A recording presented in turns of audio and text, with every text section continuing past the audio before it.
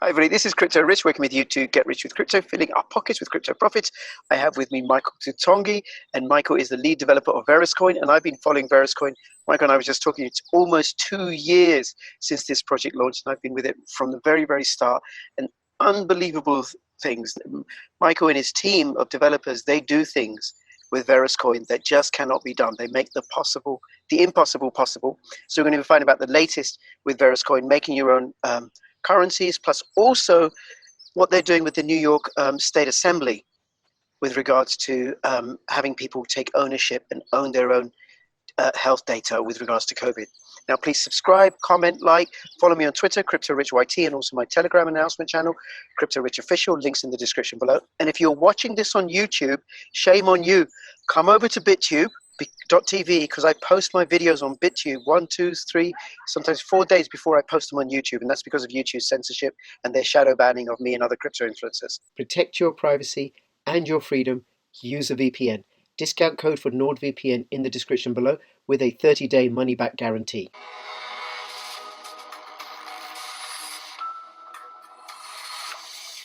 Hey Michael, how you doing?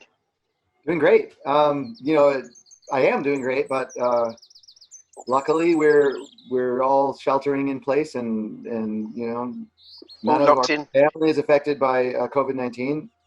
At the same time, a good friend of the family did recently pass away, actually in his 20s. Yeah. And aside from that, everybody is doing well, and we are moving fast on applying our technology to help with the world situation. So yes, very, very exciting thing. Now, there's something that does need to be acknowledged, which is our hair. Our hair is doing really, really great. Well, that's the way it goes. Like I was saying before, I'm like harkening back to the old, rock days. That's right. And I got a mop top. Anyway, let's start with a brief introduction of Veruscoin. So Veruscoin is part of the Komodo ecosystem. It's a hybrid proof of stake and proof of work coin. Correct. It's 51% resistant because of delegated proof of work, but also because it's a staked coin as well. Is that right? Well, we have our own. We actually were the first to have a paper for provable 51% hash attack resistant algorithm. So it's it is the hybrid nature of the algorithm that makes it inherently 51% attack resistant. Okay, very good. It's also ZK Snark, so it has privacy transactions and optional transparency as well. And it does all kinds of magical things. There's a time lock feature on it, which allows you to release coins. One thing, before you even go to the time lock, is kind of I would say almost a minor thing at this point, right? Because we have our own Verus technology for smart transactions, which we released last year when we released another really major capability that no one else has on the blockchain, no other project. Friendly name, revocable, recoverable identities. And that was done with our smart transactions, which we are now running some amazing technologies with on testnet that will soon be on mainnet. And I was thinking that we might talk about that after we talk about the other part about civil liberties and privacy that we all in crypto really care about. Yes, let's talk about that first, right? Because that comes into what's happening right now with the pandemic, and also, I think you know this, Michael, and regular viewers will know, but I'm very actively involved with the Pirate Chain project, which has, every single peer-to-peer transaction is shielded, invisible, and that's because I value privacy. Without privacy, there is no freedom. And one of the things that concerns me is how these large IT companies like Google, I don't have a Facebook account, by the way, right? But like Google, Facebook, they follow us. They know what we're doing. They collect our data. They sell our data. They pass it on to others, right?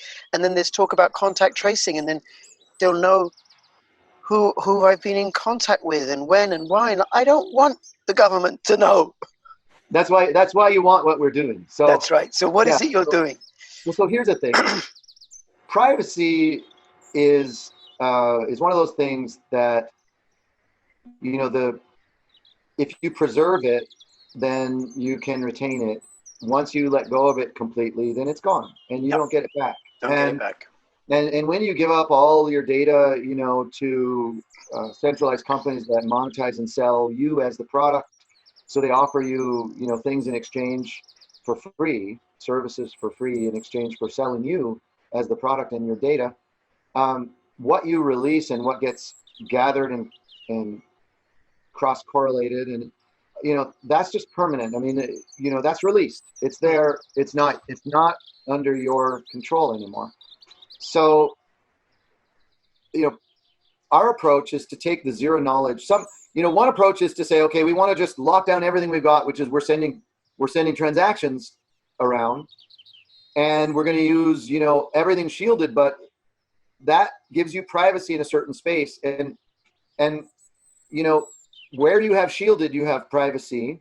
How big your shielded space is, you have privacy. And one way to get that to be large is just make it so that that's all you can do. And so Pirate took that approach, which I think it's a completely legitimate approach. And our approach is we actually want to leverage the privacy for public services, as in our vision paper. And with a great deal of use worldwide, the private pool will be as large as everybody wants it to be in the way that they use it. And so what we're doing is we're making applications that leverage zero knowledge privacy through our smart transactions. And the smart transactions are really the part that makes it very important to have, transparent transactions to enable smart transactions, like the ones that we're doing. And so what we're doing with, very important for civil liberties, and this ties into, you mentioned the New York State Assembly. We're actually working on a worldwide project that is really about, you mentioned contact tracing. It's about using the zero knowledge privacy, using our blockchain technology to solve these major problems of how do I certify that I have immunity because I had COVID-19 and I'm recovered. When the vaccine is available, how do I certify that I was vaccinated in some way that could be accepted even worldwide? How do I do contact tracing? Is there a way to do contact tracing where I don't have to give up all of my data to either a government or a central, company, and have that data then brought together with others and sold again, or used in ways that I don't want my data about me to be used? So we've been working on this project worldwide, and we have a decentralized contact tracing capability that we're building in to our Verus mobile application. And we also have the only revocable and recoverable self-sovereign identities that we know of. That we know of, I was going to say on the blockchain, but also on the blockchain that we know of. And what these allow you to do are define and own your own identity. Use that identity to prove things about yourself that you don't have to share unless you want to, like your COVID-19 status, in a way that's provable, cryptographically provable. And also leverage the zero knowledge transactions that we have on the blockchain to keep things that you want to keep about yourself provable and at the same time private. That's very important. So what we've done with the New York State Assembly, we worked with people there. We were working on this effort called the Gold Standard, which is really about, we're working with Robert Bollinger, a virologist from Johns Hopkins. We're working with Ron Kim, New York State Assemblyman. We're working with Robert Hockett, a professor out of Cornell who has been behind a lot of the thinking around modern monetary theory and has some incredible ideas for how to help restart the economy in the face of what's happening. We're working with a company, Value and Archetype.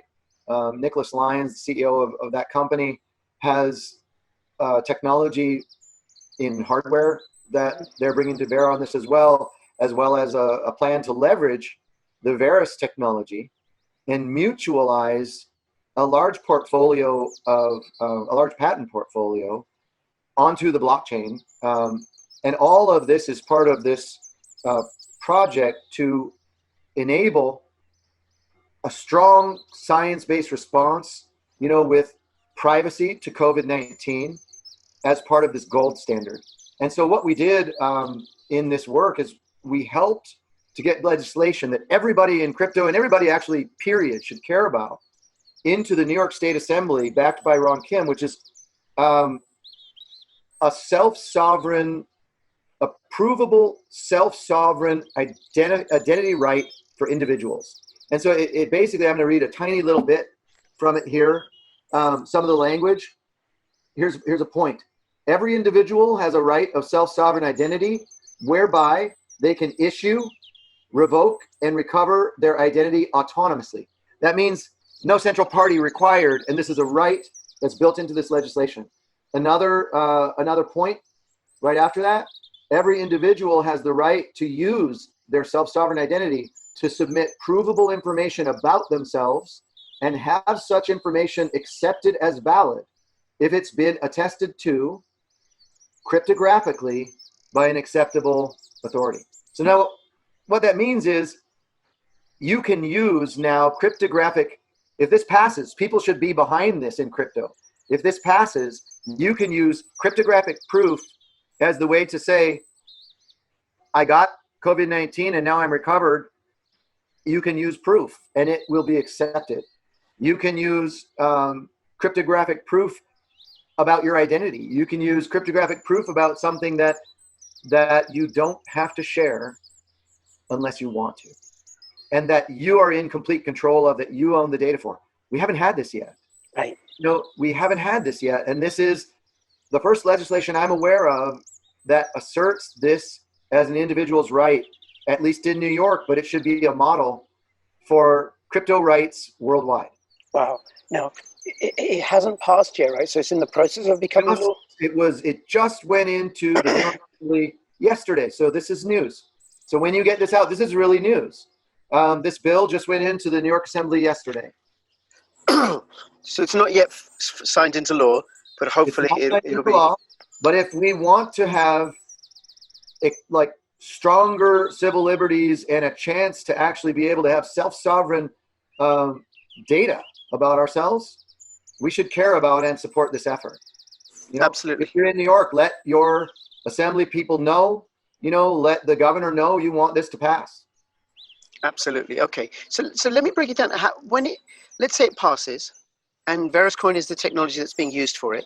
So No. This is not Veruscoin. This is just cryptography. It's just cryptography. We have technology that can do this, but the fact is, this is just a right. This is a basic right to provable data, and in fact, we're doing COVID-19 attestation and certification and identity application on mobile that is quite far along, and we hope to release. Hopefully, we're talking about some number of weeks. Wow. For this application that will have self-sovereign ID support, that will have the ability to have, attestations by other organizations, other people about you that you do not have to share, but that you can share in a provable way. And also that will have private transaction support, where you can not just use to send money around privately, but you can use to actually store this kind of information or share this kind of information with other people, and in a way that's private, where you don't have to just publish or give to some central entity all the data about yourself. You now own it. It's like, this is something that I've actually been wanting to see happen for decades, and it's finally becoming real. This legislation is just a way to support this human capability. It's something that we as people, especially in the crypto world, should understand and demand. Okay, very good, very good. Well, let's talk about the Veruscoin application of it. So let's say I've got it on my mobile, and these are the various uses that I could use it to identify myself in terms of my passport by Sure. giving permission, say, to an employer, or in the UK, a bank. If I want to open a bank account, I have to.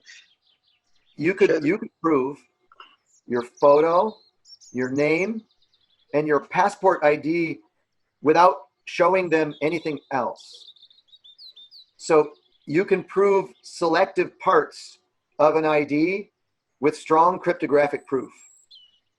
Any ID that's bound, and you can bind multiple real, physical identity issuance certificates of any country or any state or municipality or club to a VRSC ID.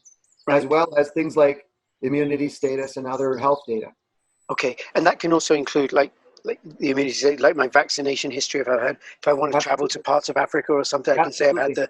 Okay, now that and things can be validated worldwide just through the Verus network, or if another network implements the same kind of technology, that would likely want to be a goal of theirs as well. Okay, now the organization that I'm demonstrating or sharing my identity to, do they got to be using a Veruscoin application that can read the data or something or recognize it? You can do it online, just on you could do it as simply as on a browser. You could verify things, but you are going to want to give them some information to verify. So you're going to want to send it to them somehow. It can be typically we would expect it to be like a tap with with Bluetooth or something like that, or a snap of something, and do it app to app. But there's no requirement that anyone validating any of this information have an application installed, because the validation will be available broadly on the internet through different applications that do have connectivity to the Verus network as well. Okay. Wow. So basically, anyone who can just connect to the internet can validate these things. But if you want to create your ID and prove things about yourself with privacy and do these kinds of things, then of course you're going to want the Verus applications for that. Or applications that build that in, because as we know, everything is completely open source, and companies can take this technology, build it in, projects can take it, build it in. So the applications, and then with the thing we'll talk about later, people can use this for their own projects without having to pay any central entity to do it. Yep. Okay. So then this can be used for contact tracing, but I own the data, so I can then let people know how much. I get to choose how much is made public or not, or who gets access to it. We just spoke about the certification of immunity and these things. Contact tracing is similar, where we're focused on civil liberties and privacy and being able to participate in contact tracing without having to give up your rights, without having to give up your self-sovereignty or even control of your data. But the contact tracing solution is also is interesting. We designed it's different a little bit. Want me to give you a quick little overview? Sure. Okay, so we designed a contact tracing protocol before Apple and Google announced, because we've been working on this for some time now. As soon as the pandemic was recognized, we decided that this was something that needed to happen, and it's a good thing we started then, because we're quite far along and people now really, really care about this. Right. So we designed this protocol to use zero-knowledge proofs. And zero-knowledge technology, basically, if I'm near you with my phone and our phones decide that we should share information, I would generate a new not correlatable Z address. Think of it just as Z address that I give to you, and you give one to me. And if I were later diagnosed with positive, that I would go back. I would get a signed statement of that from an authority that would prevent any kind of spamming, and I would go back and send a note to all of the people that I have been in contact with through that Z transaction. So nobody would actually give up any private information, and nothing's correlatable to anybody I was around. So it's really simple, zero knowledge, kind of protocol. This is the kind of thing we do in our protocols, is to use the zero knowledge to preserve privacy. So not just transactions, not just money, basically. And so right as we were working on getting the contact tracing in place, Apple and Google announced their protocol. And now this is going to sound strange from someone who, we invented a better protocol, but we looked at Apple and Google's protocol, and aside from the fact that they want to tie it into central databases that will know all sorts of other things about you, because they're going to have login information, and it's going to be tied to all the other data they collect from advertising sources and everything else, and they are the ones that will be managing your data. The actual low-level protocol itself, it isn't that bad. Right.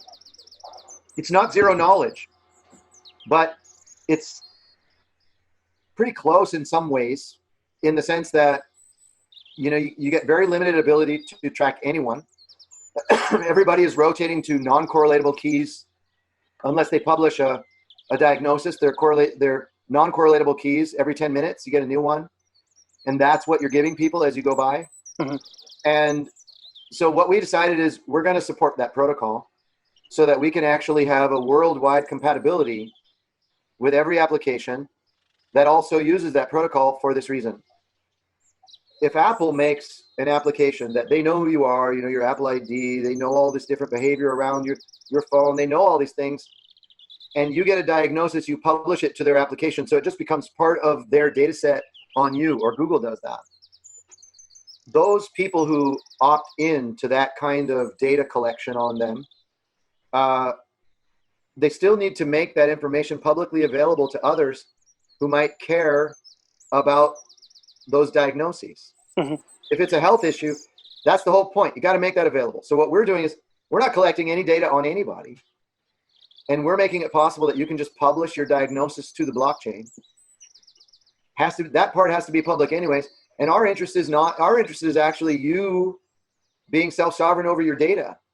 So we'll have the public system. It'll be compatible worldwide. Every single system can know that, you know, they'll be able to actually get the public data for diagnosis keys from our application from this worldwide publicly available source. And the people who use it will know that we're not collecting any data about them because they're putting it there themselves. That's incredible. And so, you know, Apple and Google came out with a little nugget of something that actually, I like it because it does allow us to respect privacy and deliver the functionality. And it also means that every phone, or 90-something% of every phone in the world, is going to be compatible with this protocol. And applications that use it will also be, so you'll be able to use the Verus contact tracing solution and go to, you know, just about any country. And if they don't force you to install some, you know, authoritarian app in that country, you could use your app and be compatible with the ones they use as well. Wow. So that's the contact tracing. And that also ties into privacy and civil liberties. And when we release this, we believe, I mean, this is the people's solution. This is, our blockchain is powered by people, you know, the no ICO. When will you be releasing this? We're hoping within weeks we'll get this application out. It leverages technology that's already on our mainnet blockchain. Okay. You know, and then the next step, Michael, would be then letting people know about it. No, we're working. I mean, obviously we're working with, you know, like with the New York State Assembly, we're working with other governments and governors' offices right now. We're trying to reach out. And the point is, there are companies focused on profiting off of this as they make it easy to collect more data. This is an opportunity for data mining and data collection and authoritarian efforts to expand data collection. And people are leveraging that right now. That's just the reality. And in crypto, we need to understand that's kind of the whole reason Bitcoin was created, was so that this would be where things can be self-sovereign, they should be. Where things can preserve our rights to privacy and self-determination, we should support them doing that. So that's what this is about. This is, you know, we believe that we're building the people's solution. We're not selling it. It's open source. It's free to use. When you get a Verus ID, it's technology that enables it. That's open source too. We're happy to talk to other crypto projects that might want to enable this on their project. And at the same time, this probably at some point when you would like to start segues into, you know, what is public blockchains as a service, another public good we believe that we're creating that will allow people to leverage the best technology in blockchain in a way that lets everybody leverage a fully scalable blockchain network, you know, for the masses. Fabulous. Well, I'm looking forward to that, and I shall cover that, and I'll ask people to subscribe and comment and like so that they know when that video comes out. Okay, so now, currencies. Oh yeah. Currencies. I can make my crypto-rich coin. I can ICO myself almost. Should I choose to do that? You can ICO, ITO, you know, IEO. I mean, Steve and Dave use eToro to trade cryptocurrencies. Steve has a watch list for promising breakout coins. Dave has a watch list too. So why is Dave just as good a trader as Steve? It's because Dave used eToro's copy trader to automatically replicate Steve's trading activity. Whenever Steve makes a trade, Dave does too. Trade like a Steve with eToro, the world's leading social trading platform.